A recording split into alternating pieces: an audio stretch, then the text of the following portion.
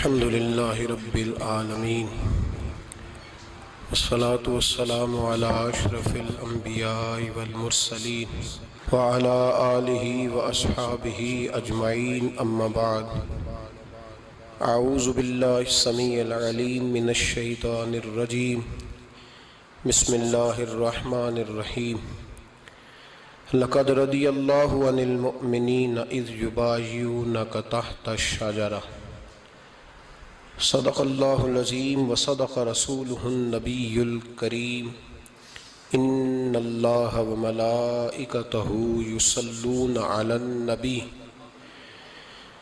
يا أيها الذين آمنوا صلوا عليه وسلموا تسليما اللهم صل على سيدنا ومولانا محمد معدن الجود والکرم وآلہ وصحبہ وبارک وسلم۔ حمد الصلاۃ کے بعد امیر المومنین خلیفۃ المسلمین داماد مصطفیٰ صلی اللہ علیہ وسلم حضرت سیدنا عثمان غنی رضی اللہ تعالیٰ عنہ کی حیات مبارکہ کے حوالے سے چند باتیں آج گفتگو کا عنوان ہے۔ نبی کریم صلی اللہ تعالیٰ علیہ وسلم نے حدیبیہ کے موقع پر 9 ہجری میں عمرے کا ارادہ فرمایا تھا، اور حضور صلی اللہ تعالیٰ علیہ وسلم اپنے کئی سو صحابہ کے ساتھ احرام باندھ کر مقام حدیبیہ پر پہنچ گئے۔ سفیر اس کو بنایا جاتا تھا جو بڑا سمجھدار اور زیرک آدمی ہوتا تھا۔ نبی پاک صلی اللہ علیہ وسلم نے اس موقع پر جس کو اپنا سفیر بنا کے بھیجا وہ حضرت سیدنا عثمان غنی رضی اللہ تعالیٰ عنہ۔ حضور نے انہیں سفیر بنا کر کے مکہ مکرمہ میں بھیج دیا اور 2 ٹارگٹ دیے اپنے سفیر کو، 2 باتیں فرمائے ایک تو جا کے مکے والوں کو بتاؤ کہ ہم جنگ کرنے نہیں آئے، اللہ کے گھر کا دیدار کرنے آئے، اور بڑے پرامن طریقے سے ہم طواف کریں گے، سعی کریں گے، عمرہ کریں گے، لوٹ جائیں گے۔ یہ ہمارا واحد ایجنڈا ہے، اس کے علاوہ کوئی پروگرام نہیں ہے۔ اور دوسرا انہیں یہ بتاؤ ان لوگوں کو جو ایک زمانے سے مکہ مکرمہ میں کفار مکہ کے ظلم سہ رہے ہیں، ہمارے وہ غلام جو یہاں بڑی تکلیف میں ہیں، ان کو یہ خبر دے دو، عثمان انہیں میرا پیغام دے دینا کہ اب تمہاری مشکلات کے دن تھوڑے رہ گئے، اب بڑی جلدی اللہ تبارک و تعالی دین اسلام کو فتح عطا فرما دے گا۔ حضرت عثمان غنی تشریف لے گئے۔ جب حضرت عثمان غنی وہاں پہنچے تو کفار نے آپ کو روک لیا۔ انہوں نے کہا کہ آپ رکیے، دیر ہو گئی۔ ادھر ابو سفیان نے حضرت عثمان غنی رضی اللہ تعالیٰ عنہ کو یہ کہا کہ ہم نبی پاک صلی اللہ علیہ وسلم کو اور ان کے صحابہ کو عمرہ نہیں کرنے دیں گے، آپ اگر چاہیں تو وہ سامنے بیت اللہ شریف ہے، طواف کریں، آب زمزم پئیں، حجر اسود پہ جائیں، مقام ابراہیم پہ جائیں، صفا مروہ کریں، آپ چاہیں تو کر لیں۔ تو حضرت عثمان غنی رضی اللہ تعالیٰ عنہ فرمانے لگے میں تڑپ رہا ہوں کعبے کے طواف کے لیے، لیکن میں بیت اللہ کا طواف اسی وقت کروں گا جب آگے آگے مجھے میرے مصطفیٰ کریم نظر آئیں گے صلی اللہ تعالی علیہ وسلم۔ لوگ آج پوچھتے ہیں کہ بغیر مدینہ شریف جائے حج مکمل نہیں ہوتا۔ میں نے کہا مدینہ شریف کے بغیر حج ہو جاتا ہے پر مدینے والے کے بغیر نہیں ہوتا، اس لیے کہ حضور نے فرمایا صحیح مسلم میں خذوا عنی مناسککم، حج کے طریقے مجھ سے سیکھو۔ اللہ نے تو کہہ دیا حج کرو، تفصیل تو بتائی نہیں، تو اب آپ کو حضور سے سیکھنا پڑے گا۔ مدینے کے بغیر تو شاید حج ہو جائے پر مدینے والے کے بغیر حج نہیں ہوتا۔ حضرت عثمان غنی رضی اللہ تعالیٰ عنہ کہنے لگے میں طواف ضرور کروں گا پر اس وقت کروں گا جب مجھے حضور آگے آگے نظر آئیں گے۔ ادھر ایک شخص نے حضور کی بارگاہ میں بھی کہا، اپنوں کا نہ پتہ ہوتا ہے، دل بدستاور کے حج اکبر است۔ جو دل ہوتے ہیں نا، دل کو دل سے راہ ہوتی ہے۔ یہ کئی دفعہ جسم علیحدہ علیحدہ ہوتے ہیں پر یہ اکٹھے دھڑک رہے ہوتے ہیں۔ تو دل کو راہ ہوتی ہے. عرض کی یا رسول اللہ صلی اللہ علیہ وسلم عثمان غنی تو طواف کر رہے ہوں گے، صفا مروہ میں ہوں گے، بڑی موج ہوگی، آب زمزم کھول کے پی رہے ہوں گے. حضور نے سامنے والے کا چہرہ غور سے دیکھا، فرمایا عثمان کو تم زیادہ جانتے ہو کہ میں زیادہ جانتا ہوں؟ یا رسول اللہ آپ ہی زیادہ جانتے ہیں. فرمایا پھر فکر نہ کرو، عثمان میرے بغیر طواف نہیں کرے گا. بات ختم ہو گئی، میرے بغیر عثمان طواف نہیں کرے گا، ختم ہو. اب کسی نے افواہ پھیلا دی کہ حضرت عثمان غنی کو شہید کر دیا گیا. نبی پاک علیہ السلام تک بھی خبر آئی. حضور جانتے تھے. ہمارا دل نہیں کرتا کوئی انتشاری بات کرنے کو، لیکن جب لوگ کرتے ہیں تو پھر دل کو تکلیف ہوتی ہے. اب یہاں سب نے لکھا ہے کہ نبی پاک صلی اللہ علیہ وسلم کو خبر ملی، حضور پریشان ہوئے، صحابہ کو مشورے کے لیے بھی بلایا، بیعت رضوان بھی ہوئی. اگر علم غیب ہوتا، یہ سارا کچھ نہ ہوتا.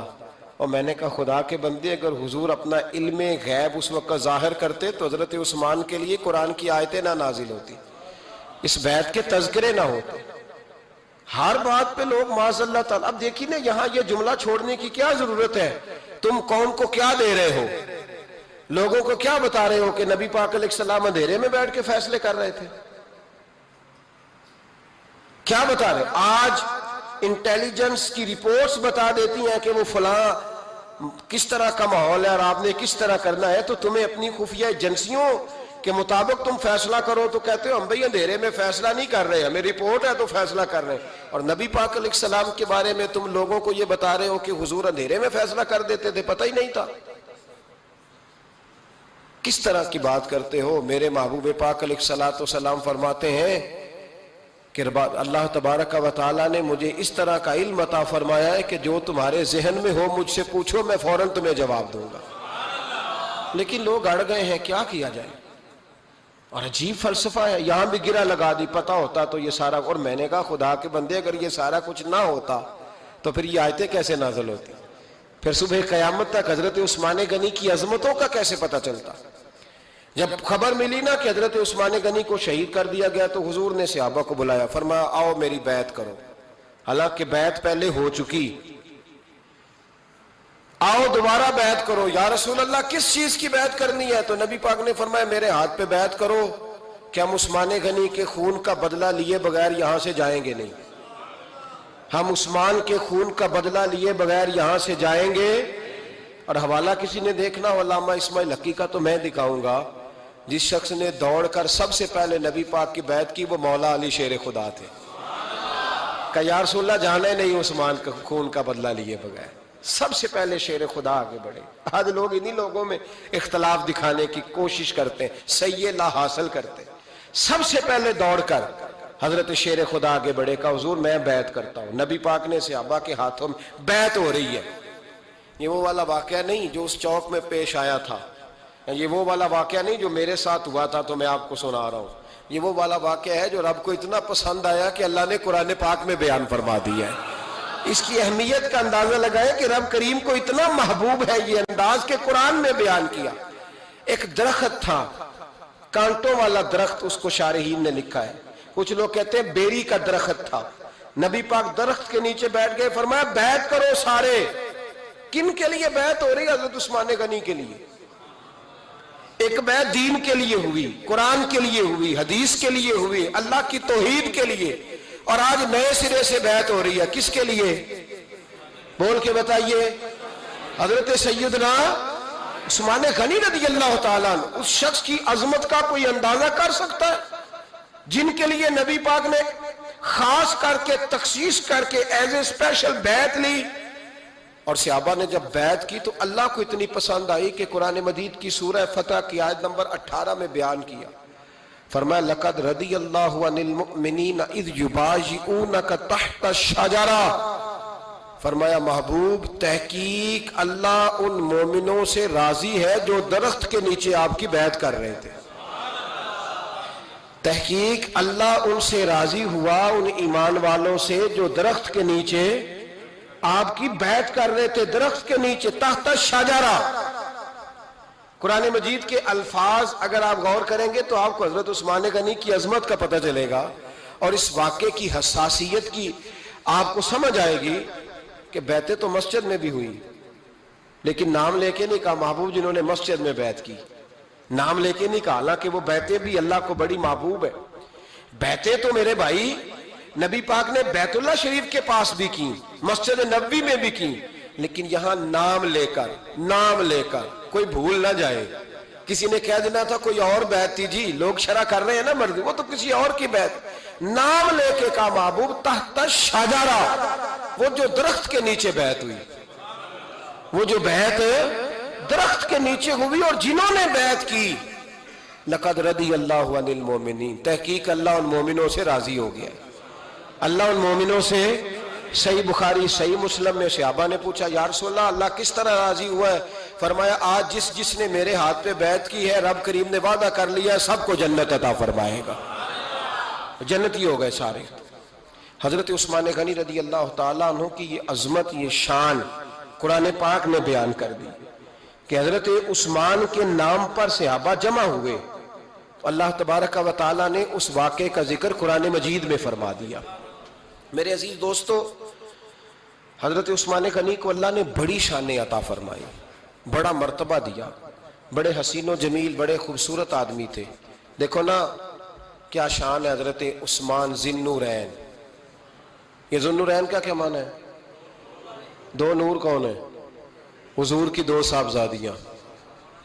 اعلیٰ حضرت فرماتے ہیں نور کی سرکار سے پایا دوشالہ نور کا، نور کی سرکار سے پایا دوشالہ نور کا، ہو مبارک تجھ کو ذی النورین جوڑا نور کا. دو نوروں والے حضرت عثمان غنی. ایک بیٹی کا نکاح کیا، وہ وصال کر گئی تو محبوب نے دوسری بیٹی کا بھی نکاح کر دی. یہ جو بیچارے پراپوگنڈے والے ہوتے ہیں نا، یہ پہلے دن سے صرف پراپوگنڈے میں ہی ہے. یہ نہ محب بن سکے نہ محبوب بن سکے. ان کا نہ کوئی اپنا ہوا نہ انہیں کسی نے اپنایا. یہ پراپوگنڈے والے ہی ہیں، ساری زندگی چیم گوئیاں، کانوں میں باتیں. اپنا اپنا مزاج ہے نا جی، جس کے حصے میں جو ڈیوٹی آئی. کچھ لوگ وہاں بھی منافقین چیم گوئیاں کرنے لگے، دوسری بیٹی بھی دے دی، دوسری بیٹی بھی دے دی، دوسری بیٹی بھی دے دی. محبوب کے کانوں تک آواز گئی، فرمایا زیادہ باتیں نہ کرو، میری 40 بھی ہوتی. وہ ختم ہو گئی بات، تم 2-3 کی بات کرتے ہو. حدیث مبارکہ کے لفظ ہے، نبی پاک نے فرمایا میری 40 بھی ہوتی، ایک کے بعد دوسری انتقال کرتی رہتی، میں ساری عثمان کو دے دیتا. حد ہو گئی بھئی، اتنا بڑا مرتبہ. چیم گوئیاں نہ کرو، دوسری بھی دے دی، میری 40 بھی ہوتی. اس حدیث کا ترجمہ یہ ہے کہ محبوب فرماتے ہیں کہ مجھے عثمان پر اعتبار ہی بڑا ہے، مجھے عثمان پیارا ہی بڑا ہے، عثمان غنی کی عظمت ہی بڑی ہے. فرمایا میری 40 بھی ہوتی تو میں ساری یکے بعد دیگر حضرت اسامہ بن زید رضی اللہ تعالیٰ عنہ فرماتے ہیں نبی پاک نے اپنی صاحبزادی حضرت رقیہ رضی اللہ تعالیٰ عنہ کا نکاح حضرت عثمان غنی کے ساتھ کیا تو دونوں میاں بیوی پیارے بڑے تھے، حسین و جمیل بڑے. حضرت عثمان بڑے نفیس آدمی تھے، بڑی نفاست تھی. کپڑا سادہ پہنتے تھے لیکن لوگ کہتے ہیں کبھی ہم نے ان کے کپڑوں پہ دھبا نہیں دیکھا، چہرے پر اتنا سا گرد کا نشان نہیں دیکھا. ہمارے ملک میں سب سے زیادہ خرچہ میک اپ کا آتا ہے، پتہ ہے آپ کو جی؟ اب اگلی جو بات کرنی ہے اس پہ اپنے آپ کو وقت کتنا دیتے ہو، سجنے میں، سورنے میں، تیار ہونے میں کتنا وقت لگاتے ہو. فرمانے لگے حضرت عثمان غنی اتنا تو ٹائم ہی نہیں ہے کہ اپنے آپ کو دیا جائے. تو قبر اتنے پیارے کیسے لگتے ہو؟ فرمانے لگے اپنی وجہ سے نہیں لگتا، حضور کی وجہ سے پیارا لگتا. کب وہ کس طرح؟ فرمانے لگے نبی پاک صلی اللہ علیہ وسلم نے ہمیں وضو دیا ہے. فرمایا ایک دفعہ وضو کر کے آئینے کے سامنے کھڑا ہوتا ہوں یوں لگتا ہے اللہ نے میرے چہرے کو پہلے سے زیادہ نور عطا کر دیا ہے. دیکھیں نا باقی جسم چھپا ہوا ہے اور جو ظاہر ہے اس پر وضو کا حکم ہے. ہاتھ ظاہر ہے تو وضو کر لو، پیر پردے سے باہر ہے تو ان کو دھو لو وضو میں، چہرہ پردے سے کپڑوں سے باہر ہے تو اس کو وضو میں. تو عثمان غنی فرماتے 5 وضو تو میں تازہ کرتا ہوں، پچھلا ہو بھی تو نئی نماز تازے وضو سے پڑھتا ہوں. اور فرماتے اگر میرا قرآن مجید کھولنے کا ارادہ بن جائے تو پھر وضو 6 بھی ہو جاتے اور تہجد کے وقت اٹھوں تو 7 بھی ہو جاتے. فرماتے علیحدہ سے درود پاک پڑھنے بیٹھوں تو پھر 10-11 وضو بھی ہو جاتے. میں وضو کرتا رہتا ہوں تو اللہ تازگی عطا کر دیتا ہے. حضرت اسامہ بن زید حضور کے غلام زادے فرماتے میں چھوٹا سا تھا تو نبی پاک کے گھر میں گوشت پکا تو سرکار کو 4 بیٹیوں سے بڑا پیار تھا. حضرت فاطمہ سے زیادہ ہے لیکن 4 بیٹیوں سے بڑی محبت تھی. حضرت رقیہ اور جناب عثمان غنی کے گھر میں اسامہ بن زید کہتے ہیں حضور نے مجھے سالن دینے بھیجا, میں چھوٹا سا تھا اور ابھی پردے کی آیتیں بھی نہیں آئی تھی, حکم بھی نہیں آیا تھا. کہتے ہیں میں سالن دینے گیا, واپس آیا تو میں نے ان دونوں کو بیٹھے دیکھا تو میں نے اتنے حسین میاں بیوی کبھی دیکھے نہیں تھے, اور میری طبیعت کھل اٹھی. فرماتے ہیں جب واپس آیا نا, سرکار نے میرا چہرہ دیکھا, میں نے تو بات کرنی نہیں تھی, حضور نے چھیڑ دی. فرمایا میری بیٹی اور داماد کو دیکھ کے آئے ہو؟ یا رسول اللہ دیکھ آیا ہوں. فرمایا ایسا حسین جوڑا دنیا میں کبھی دیکھا ہے؟ کہا یا رسول اللہ اللہ کی عزت کی قسم کبھی دیکھا ہی نہیں. یہ ظاہری حسن اللہ نے حضرت سیدنا عثمان غنی رضی اللہ تعالیٰ عنہ کو عطا. ایک بات میری یاد رکھنا, حسن ظاہر کا نہیں ہوتا, حسن ظاہر کا نہیں ہوتا, ظاہر کا میک اپ ہوتا ہے. حسن ہمیشہ باطن کا ہوتا ہے. جن لوگوں کے اندر معصومیت ہوتی ہے ان کے چہروں پہ بھی آئی جاتی ہے. کوئی نہیں سمجھ آئی شاید آپ کو.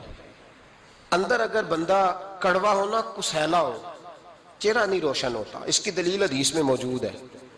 نبی پاک صلی اللہ علیہ وسلم سے صحابہ نے کہا یا رسول اللہ اللہ کا ولی کون ہوتا ہے؟ فرمایا جس کا چہرہ دیکھنے سے اللہ یاد آئے. تو ولایت کا تعلق دل سے ہے, چہرے سے نہیں. ولایت کا تعلق بولیے دل سے ہے, چہرے سے ولایت کا تعلق نہیں ہے. لیکن حضور نے دلیل کیا دی؟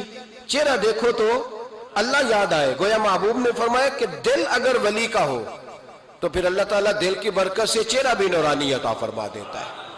چہرہ بھی نورانی. بہت سارے میں نے ایسے بزرگوں کو دیکھا جن کے رنگ گورے نہیں تھے پر نورانی تھے. ہمارے علامہ فیض احمد اویسی صاحب رحمۃ اللہ علیہ میرے استاد گرامی کا رنگ گورا نہیں تھا, لیکن جو بابا جی کو دیکھتا تھا فدا ہی ہو جاتا تھا. رنگ گورا نہیں تھا, گندمی تھا, لیکن کیا بات تھی چہرے کی معصومیت کی. تو یاد رکھیں حضرت عثمان غنی کے باطن میں جو حسن تھا, جو وقار تھا, وہ چہرے سے چھلکتا تھا. چند خوبیاں بڑی زیادہ تھی حضرت عثمان غنی میں, بہت زیادہ تھی چند خوبیاں. ایک بہت بڑی خوبی حضرت عثمان غنی کی جس کو نبی پاک نے بڑا چاہا, وہ تھا حضرت عثمان غنی کا سخی ہونا. مالا والے سخی نہیں ہوندے, مالا والے سخی ان کے پاس تو پیسہ وافر ہوتا ہے, کسی وقت 10,000 کا تعاون کاری دیتے ہیں کسی کے ساتھ. وہ سخی نہیں ہوتے بھائی. کسی ایک بندہ 1.5 کروڑ کی اسامی ہے تو کسی کو 20,000 کا تعاون کر دے, سخاوت تھوڑی ہے. کروڑوں روپیہ اس کے پاس پڑا ہوا ہے. مالا والے سخی, یہ میاں صاحب نے کہا ہے, مالا والے سخی نہیں ہوندے تے سخیاں کل مال نہیں ہوندا. سخیاں کل مال ہے اس لیے کہ جمع کریں گے تو رہے گا نا, وہ سخی جمع کرتا ہی نہیں. مالا والے سخی نہیں ہوندے, سخیاں کل مال نہیں ہوندا. ایتھے اوتھے دوویں جہانی سخی کنگال نہیں ہوندا. حضرت عثمان غنی رضی اللہ تعالیٰ عنہ فرماتے ہیں کہ جس دن حضور نے تبوک کے لیے جیش اسرا کے لیے اعلان کیا نا, تو حضرت عثمان غنی فرماتے ہیں کہ حضرت ابو بکر صدیق تو سارا مال لے آئے تھے, جناب عمر آدھا لے آئے تھے, مولا علی شیر خدا نے جی کھول کے دیا تھا, لیکن 800 گھوڑے بما پالان کی ضرورت تھی. یعنی 800 فوجیوں کا خرچہ, اپنے لفظوں میں بات کر رہا ہوں. فوجی کا خرچہ کیا ہوتا تھا کہ فوجی کا گھوڑا بھی چاہیے, گھوڑے کے ساتھ کجاوا بھی چاہیے, تلوار بھی چاہیے, نیزہ بھی چاہیے, تیر بھی چاہیے, لوہے کی جیکٹ بھی چاہیے. حضرت عثمان غنی کہتے ہیں نبی پاک نے اعلان کرنا شروع کیا. ایک دفعہ اعلان کیا تو میں نے کہا حضور 200 فوجی کا خرچہ میرا. تو نبی پاک نے دوسری دفعہ اعلان کیا تو کوئی اٹھا ہی نہیں. جنہوں نے دینا تھا وہ تو سارا کچھ پہلے ہی دے چکے تھے, کوئی اٹھا نہیں. کہتے مجھے بڑا عجیب لگا کہ میرے مصطفیٰ اعلان کریں. حضرت عثمان غنی فرماتے ہیں, شاہ ولی اللہ صاحب نے ازالت الخفا میں لکھا ہے کہ یوں پکڑ کے کہتے ہیں میں نے اپنا نا گریبان پکڑ لیا, عثمان تیرے نبی کو اعلان کرنا پڑ رہا. کہتے 1000 فوجی کا خرچہ چاہیے تھا, 1000 کا. عثمان کہتے ہیں تیسری دفعہ حضور نے اعلان کیا تو کہا یا رسول اللہ 200 اور ڈال لے. سنو سخی کس کو کہتے ہیں. حضرت عثمان غنی رضی اللہ تعالیٰ عنہ فرماتے ہیں میرے پاس کل خرچہ میرے پاس 800 فوجیوں کا تھا, میں سارا کچھ بھی گھر سے لے آؤں تو 1000 میں پھر بھی پورا نہیں کر سکتا تھا. لیکن جب نبی پاک نے چوتھی دفعہ کہا نا کہ اٹھو بھائی ابھی خرچہ چاہیے, عثمان کہتے ہیں مجھے لگتا تھا میرے گریبان پھٹ جائے گا.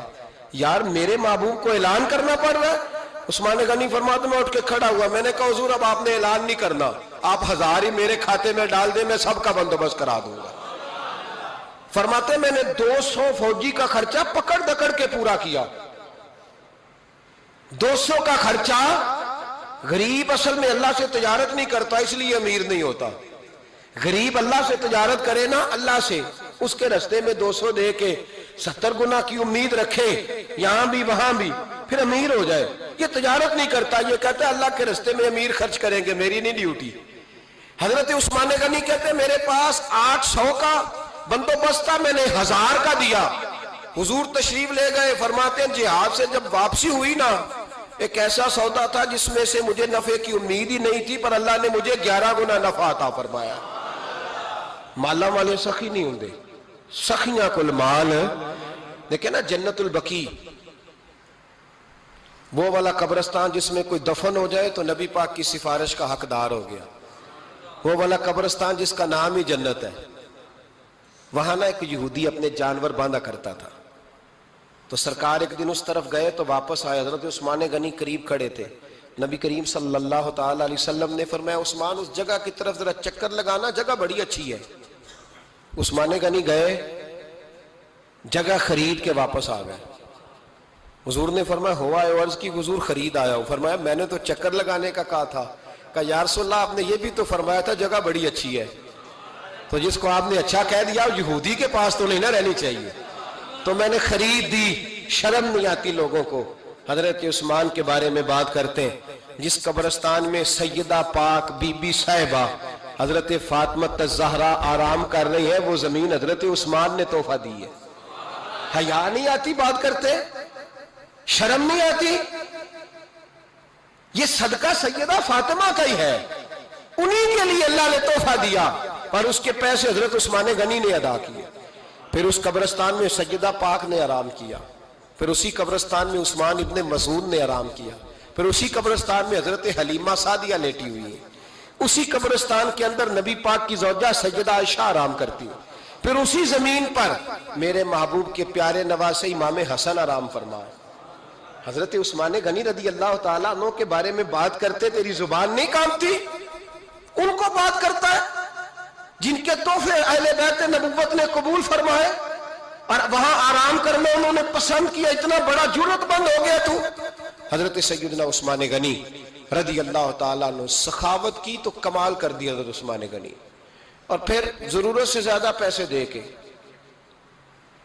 وہ کنویں کی بات بڑی معروف ہے، میں نے بس اشارہ کرنا ہے، نبی پاک نے بھی اعلان کیا تو بڑا ہی اعلان کر دیا، فرمایا وہ میٹھے پانی کا کنواں ہے، قبضہ یہودی کا ہے، جو بندہ خرید کر وقف کرے گا نا اسے کیا ملے گا؟ تو حضور نے فرمایا میری جیب میں جنت کی ٹکٹ ہے، میں اسے جنت دے دینی، یہ ہے عرض جنت، یہ طیبہ کی زمین ہے، جنت بھی یہی، مال کے جنت بھی یہی ہے، جنت لے لے مجھ سے، لے لے۔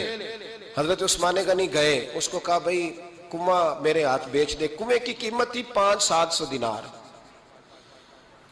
تو حضرت عثمان 500-600 دینار کل کنویں کی قیمت تھی۔ جناب عثمان غنی گئے، یہودی کو پتا تھا کہ یہ خریدنا چاہتے ہیں، فرمایا یار یہ کنواں بیچ دو، کہنے لگا نہیں بیچنا، فرمایا قیمت منہ مانگی، کہنے لگا قیمت میری مرضی کی، کہا تمہاری مرضی کی، اپنی اپنی اوقات ہوتی ہے نا قیمت لگانے کی، تمہاری مرضی کی، کہنے لگا میری شرط ہے میں ایک دن کے لیے کنواں دوں گا، ایک دن میں ایک دن آپ، فرمایا یہ بھی منظور ہے، کتنے پیسے؟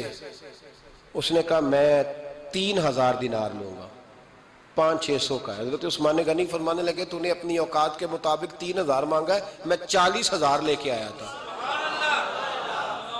اپنی اوقات کے مطابق مانگا، 40,000 دینار میری جیب میں۔ یہودی کہنے لگا عثمان تو تاجر ہے، اور عام تاجر نہیں، عالمی سطح کا تاجر ہے، لوگ تیری تجارت کی مثالیں عرب میں دیتے ہیں، پر 500-600 کا کنواں 40,000، فرمانے لگے مسئلہ کنویں کا نہیں، مسئلہ مصطفیٰ کے فرمان کا ہے، وہ جو حضور کا فرمان پورا کرنا ہے نا، اس کے لیے 40,000 تھوڑے ہیں، میرے پاس تھے ہی اتنے جو لے کے آیا ہوں۔ حضرت عثمان نے پیسے چکائے، اس نے کہا ایک دن پانی ملے گا، فرمایا منظور ہے، وہ ایک دن بیچا کرتا تھا پانی، حضرت عثمان نے اعلان کر دیا جو میرا دین ہے نا فری پیو، اپنے بھی پیو، بیگانے کا اعلان کوئی نہیں کرنا، میرا کوئی پروگرام نہیں، لیکن آپ مطلب ہلکا ہلکا ایسے ایسے دیکھیں گے، سوچیں گے، غور کریں گے، او بھائی پیسہ بھی بانٹنے سے چلو بولو تو صحیح نا، اس پر بھی آپ حامی تو بھرے نا، سچی بات کر تو لینی چاہیے نا۔ چلے عمر آپ 2 سال کے بعد کر لینا، 6 سال کے بعد کر لینا، پر ہاں نہ تو صحیح کرے نا، پیسہ بھی ہمیشہ بانٹنے سے۔ ملا رومی رحمت اللہ علیہ فرماتے ہیں کنویں سے سادہ پانی نکل جائے تو تازہ آ جاتا ہے، اور اگر پانی کنویں کے اندر رہے سارا ختم نہ ہو تو باسی ہو جاتا ہے۔ اس لیے فرمایا کرتے تھے میں اس کنویں سے پانی پیتا ہوں جس پہ رش زیادہ ہوتا ہے، اس لیے کہ وہاں سے پانی ختم ہوتا ہے تو تازہ آتا رہتا ہے۔ فرماتے تو اللہ کے رستے میں سارا خرچ کر دے، اللہ تازے عطا کر دے گا اور پہلے سے زیادہ عطا کر دے گا۔ میرا آپ کا مسئلہ یہ ہے کہ تجارت بندوں کے ساتھ ہے، بندوں کے ساتھ جو تجارت ہے نا، بندے کنجوسی کر جاتے ہیں، بندے کا تو صحیح کام چل جائے تو پارٹنر کو فارغ کر دیتا ہے تو فارغ ہے، اور اگر کبھی کسی کی دکان میں کوئی کرایہ دار اچھا اس کی دکان چل جائے تو مالک کہتا ہے تو جا، اب دکان میں نے خود کھولنی ہے، وہ فارغ کر دیتا ہے۔ بندوں کا تو مزاج ہے۔ اور اللہ تبارک و تعالیٰ سے جب تجارت ہوتی ہے نا، میں نے ایسے لوگ دیکھے ہیں جن کے گھروں میں لاکھوں روپیہ ماہانہ آتا ہے، غربت نہیں جاتی۔ ان کو سوچنا چاہیے کہ کثرت والا پیسہ آیا ہے پر برکت والا نہیں آیا۔ حضرت عثمان غنی رضی اللہ تعالیٰ عنہ فرماتے ہیں کہ پہلے بھی میں بڑا تاجر تھا، لیکن جب سے مصطفیٰ کے نام پر خرچ کرنا شروع کیا، پھر کہاں سے آیا کب، اور بڑی سیانی بات فرماتے ہیں۔ آپ فرماتے ہیں میں کلمہ پڑھنے سے پہلے تجارت کو وقت زیادہ دیتا تھا، اور مسلمان ہونے کے بعد میں نے تجارت کو ٹائم تھوڑا دیا پر اللہ نے روزی مجھے زیادہ عطا فرمائی۔ اس لیے برکت پر ہماری توجہ نہیں رہی، غیبی خزانوں پر خیال ہم نے چھوڑ دیا ہے۔ غیبی خزانوں سے جو چیز ملتی ہے وہ زیادہ ملتی ہے، جو مادی ذرائع سے ملتی ہے وہ چیز کم ہوتی ہے۔ حضرت عثمان غنی پر الزام لگا جب آپ کا دور حکومت تھا، یہ یاد رکھیں کہ سب سے زیادہ الزامات حضرت عثمان غنی پہ لگائے گئے۔ جن بندوں کے قد کاٹ زیادہ ہوتے ہیں ان کے خلاف پراپوگنڈے بھی لمبے چوڑے ہی ہوتے ہیں۔ بڑی بات یاد رکھنا، کہا گیا کہ حضرت عثمان لوگوں کو نوازتے بڑا ہے، بڑا دیتے ہیں حضرت عثمان غنی۔ تو حضرت عثمان غنی فرمایا کرتے تھے حکمران تو میں آج بنا ہوں تو میں تو پہلے بھی بڑا دیتا تھا، وہ کس خزانے سے دیتا تھا؟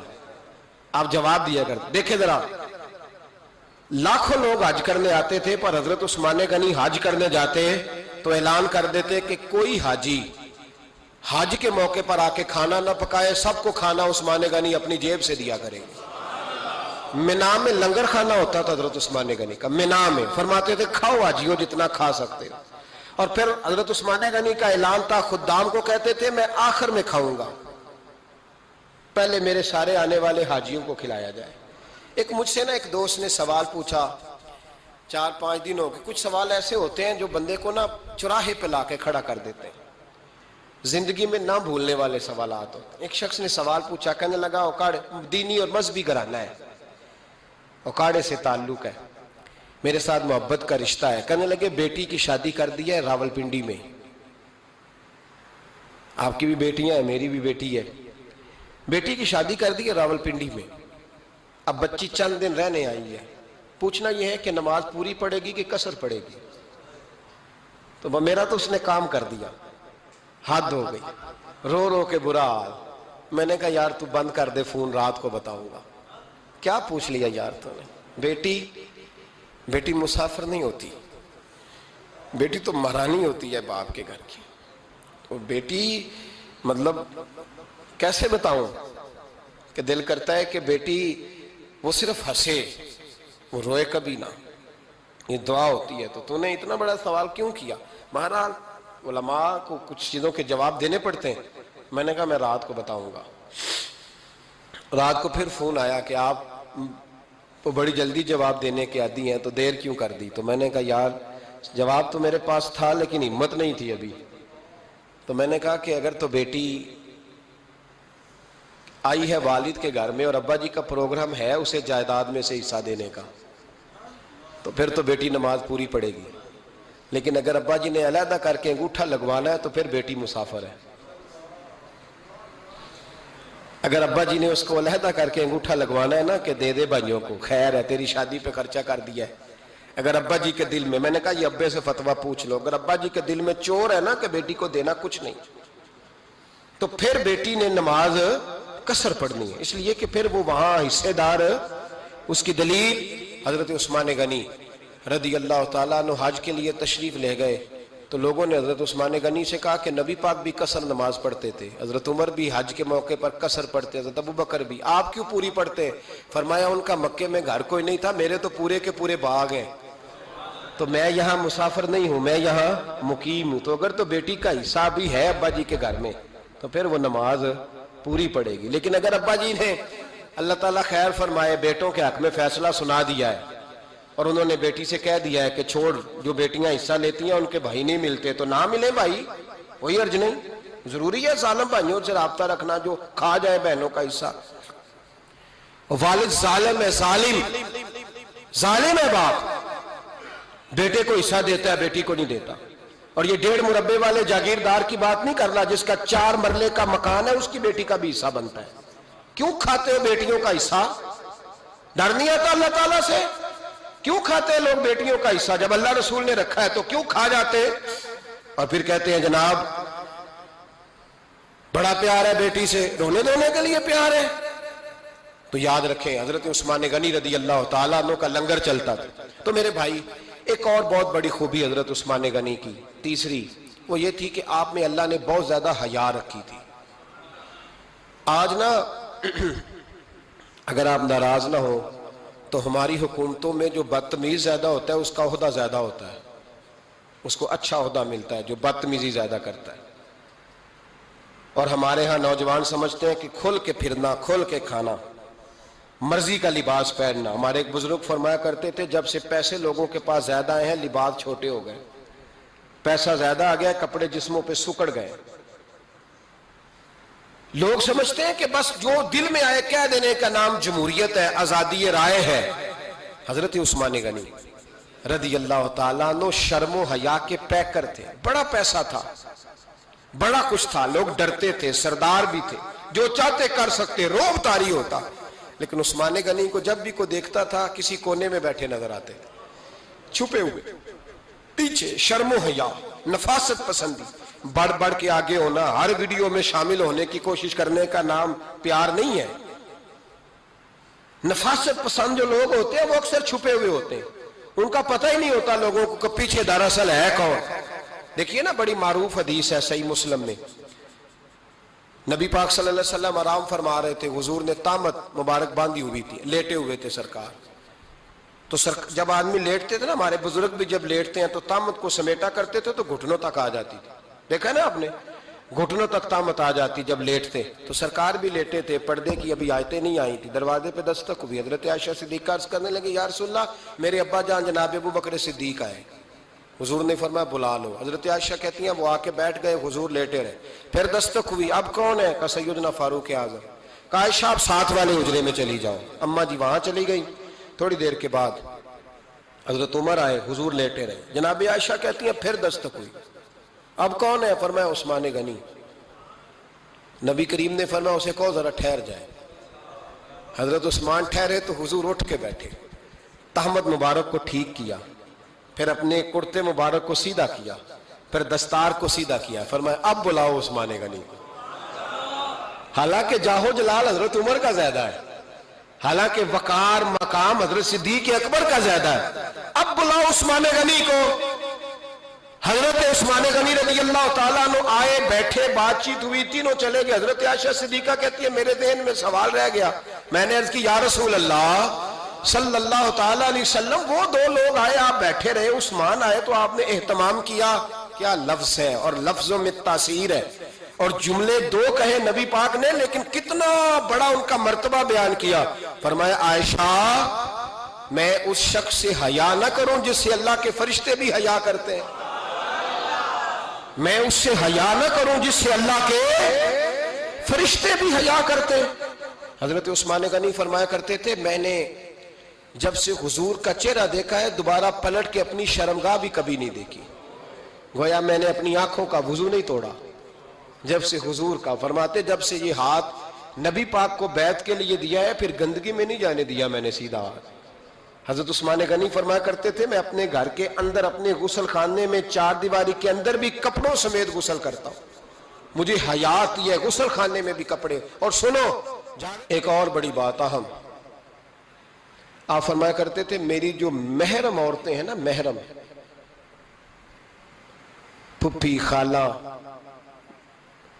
میری جو محرم عورتیں ہیں، فرمایا کرتے تھے میں نے کبھی ان کے بھی چہرے آنکھ بھر کے نہیں دیکھے، ان کے بھی چہرے کبھی میں نے آنکھ بھر کے نہیں دیکھے. جو میری محرم عورتیں ہیں پھپھی خالہ، فرماتے ہیں تو ان سے بھی جب بات کرتا ہوں تو میں چہرہ جھکا کے. ہمارے ہاں تو کزن ایک دوسرے سے سلام لیتے ہیں، لڑکیاں لڑکے کزن ایک دوسرے سے سلام لیتے ہیں. بچیاں آیا کرتی تھی تو میری کبھی کبھی مجھے بتایا جاتا تھا، میں نے ایک پابندی لگا دی، بچیاں جب مدرسے میں آتی تھی کہ جو دور سے بچی آئے اس کو جس آدمی کا نام لکھا ہو بتایا جائے وہی لینے آئے. ایک دن مجھے اطلاع دی گئی کہ آپ تھوڑی دیر آئیں. میں گھر گیا تو مجھے بتلایا گیا کہ ایک بچی ہے تو اس کو جو پہلے لینے آتا تھا وہ نہیں آیا، کوئی اور آیا. میں نے اس کے بھائی کو فون کیا کہ آپ لینے نہیں آئے. کہنے لگے یہ کزن ہے ہمارا، اس کے ساتھ بھیج دیں، آپ ہمارا ہی کزن ہے، خالہ زاد ہے. میں نے کہا یار آپ کہاں ہو؟ کہنے لگے مجھے 20-25 منٹ لگ جائیں گے. تو میں نے کہا ابھی کلاسیں بھی جاری ہیں تو آپ ہی آ جانا خود ہی. کہنے لگا سب آپ بھیج دیں، مجھے اعتبار ہے اس پہ. میں نے اس کو ایک بات کہی جو آپ کو بھی کہتا ہوں، میں نے کہا یار تمہیں اعتبار ہے تو اللہ رسول کو اعتبار کیوں نہیں؟ انہوں نے کیوں غیر محرم بنایا؟ عجیب تماشا ہے. مجھے پھپھی ذات پہ، خالہ ذات پہ، ماموں ذات پر اعتبار ہے، نبی پاک کو کیوں نہیں؟ آپ کو زیادہ پیار ہے لوگوں سے یا نبی پاک کو امت سے زیادہ پیار ہے؟ کیا مطلب تماشا ہے؟ کیا مزاج بنا لیا میں نے اور آپ؟ نبی پاک نے ایک شخص پر اعتبار نہیں کیا، پر میں اس سے پردہ کرو. آپ نے اور میں نے کیسے کر لیا؟ نبی پاک نے خالہ ذات، پھپھی ذات، دیور پر، جیٹ پر، سالے پر، بہنوئی پر اعتبار نہیں کیا، پابندی لگا دی. تو نے کیسے کیا؟ تیرے دل میں زیادہ درد ہے، تو زیادہ دین کو سمجھنے لگا ہے، انسانیت زیادہ اچھل آئی ہے تیرے اندر.